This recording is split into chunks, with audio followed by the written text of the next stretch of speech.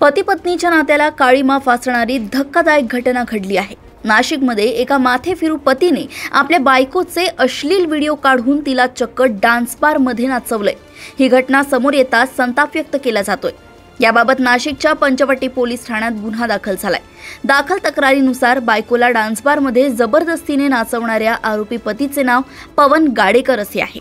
Police या प्रकरणाचा सखोल तपास करतायत। सध्या या प्रकरणातील पीडित महिलेच्या पतीसह आणखी एक जण फरार असून पोलीस या दोघांचाही शोध घेत आहेत। दाखल तक्रारीनुसार आरोपी पवन गाडेकर या पत्नी त्याच्या पत्नीला अगोदर गुंगीचे औषध दिले, त्यानंतर तिचे अश्लील व्हिडिओ काढले। हे व्हिडिओ काढल्यानंतर त्याने पत्नीला ते व्हिडिओ व्हायरल करण्याची धमकी दिली, तसेच तिला वेळोवेळी मारहाण आणि शिवीगाळही केली। पीडित महिलेने आपल्या पतीविरोधात तसेच त्याचा मित्र अक्षय गांगुर्डे याच्या विरोधात तक्रार दाखल केली आहे।